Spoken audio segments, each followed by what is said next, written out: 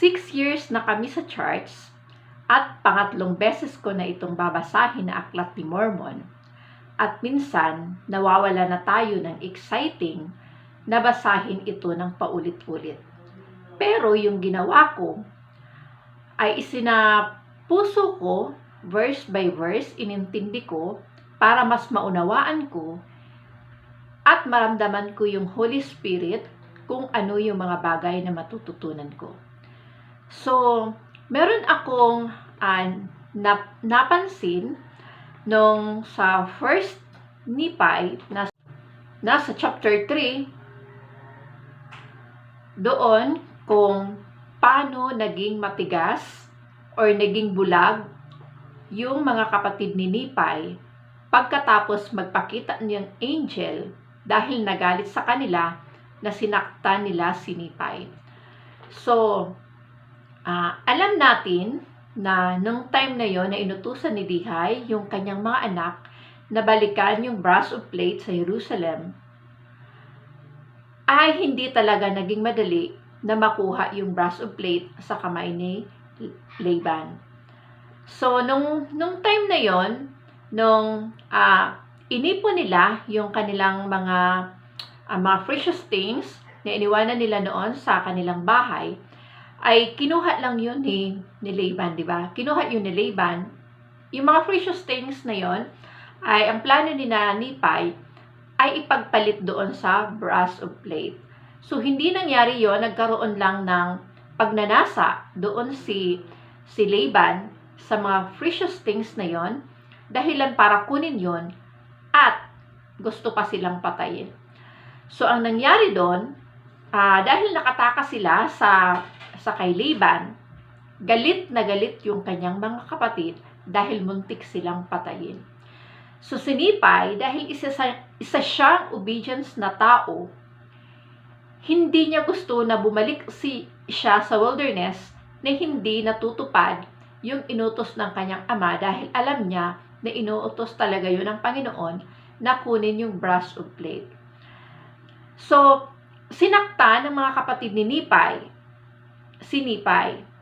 At yun ang naging dahilan kung bakit nagpakita yung angel at sinabi sa kanila na bakit nyo sinasaktan si Nephi. So, nabanggit din sa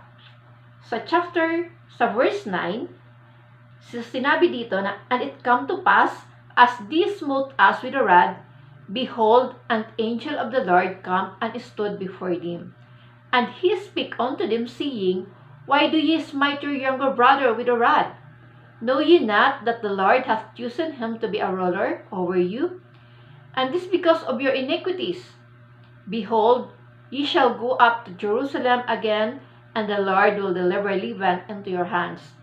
So nagpakita yung angel sa kanila at sinabi, "Bakit nyo sinasaktan ang inyong kapatid? Hindi nyo ba alam na pinili siya ng Diyos para mamuno sa inyo dahil sa kabalakyutan or dahil sa inyong kasamaan?" So, yun ang sinabi ng angel. At sinabi ng angel dito sa verse 30, so i-continue ko lang po. "And after the angel had spoken unto us, he departed." So, pagkatapos ng angel na sabihin ang mga yon, umalis na siya. At sinabi sa verse 31, "And after the angel have departed, Laban and Lemuel again began to murmur, saying, How is it possible that the Lord will deliver Laban into our hands? Behold, he is a mighty man, and he can command 50. Yea, even he can slay 50. Then why not us?" So, ang alam kasi ni Laman ay isang ma-influensyang tao si Laban. Isang ma-influensyang tao dahil mayaman siya. Marami siyang mga tauhan na pwedeng utusan daw sila kahit 50 na ipapatay sila. So, kayang-kaya silang patayin. So, di ba? Pero, sinabi ng angel, mismo yung angel, sana ako na lang nakakita ng angel, no? Pero sinabi mismo ng angel na si Laban ay ibibigay sa inyong mga kamay. So, ang angel mismo ang nagsabi. So, si Laban, hindi niya naiintindihan yon. Ang kanyang lang nasa sa isip, kumbaga, doon lang niya nakikita yung kakayahan ni Laban. Nawala yung kanyang tiwala sa Diyos, na mismo yung anghel ay sinugo ng Diyos para sabihin sa kanila na si Laban ay ibibigay sa inyong mga kamay. So, ibig sabihin nun, bakit ka hindi magta-trust? Na yung Diyos mismo ang nagsabi sa pamamagitan ng kanyang anghel na ibibigay sa inyong mga kamay si Laban. So, sa buhay po natin, brothers and sisters, iponder po natin kung ano yung mga bagay na minsan nakakalimutan natin or nababaliwala natin yung kapangyarihan ng Diyos, at mas doon tayo nagfo-focus sa kung anong maaaring gawin ng tao. So, ganun din si Laban. Nakalimutan niya yung kapangyarihan ng Diyos at mas natakot siya sa maaaring gawin ng tao. So, para sa atin, sino ba ang makapangyarihan? Yung Diyos ba o yung tao? Diba? So, bakit minsan nawawala sa isip natin na mas makapangyarihan yung Diyos? Ano ba yung mga bagay? So, sa nakikita ko, dahil sa ibang sitwasyon na mararanasan natin or namamasdan natin, minsan nabubulag tayo sa kapangyarihan ng Diyos na binibigay sa atin, kung ano niyang kayang gawin na maibibigay sa atin. At bagkos ay mas natatakot tayo sa kung ano ang maaaring gawin ng mga tao sa paligid natin. Para sa akin po, sa pagiging matigas po ng puso natin, hindi natin nakikita kung ano yung kabutihan ng Diyos. Hindi natin nakikita kung sa anong pamamaraan gagawa ng Diyos ng mga milagro sa buhay natin. Dahil yun sa katigasan ng puso natin.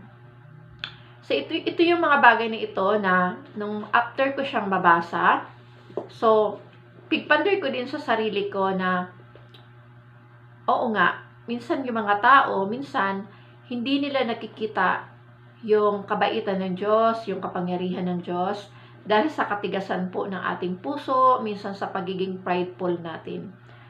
So, alam ko po, brothers and sisters, na kung basahin natin ang Aklat ni Mormon, akala natin ay nabasa na natin, wala na tayong paulit-ulit na lang. So, hindi na kailangang basahin dahil paulit-ulit.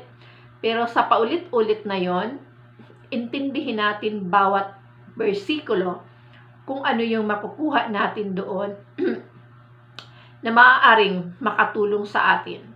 So, ako din personally ay merong mga pagbabago sa sarili ko kung hindi ako nakakapagbasa ng Aklat ni Mormon.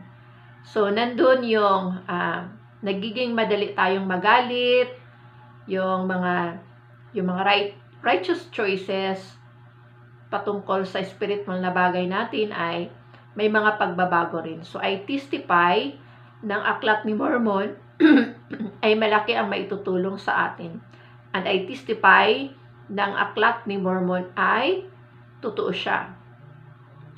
So, at sana din po kayo ay magkaroon din ng sarili niyong testimony kung gaano kahalaga ang Aklat ni Mormon. So, brothers and sisters, so kung meron po kayong natutunan, pwede nyo rin pong isubscribe yung channel ko. At sana may natutunan din po kayo sa video na ito. Maraming salamat po.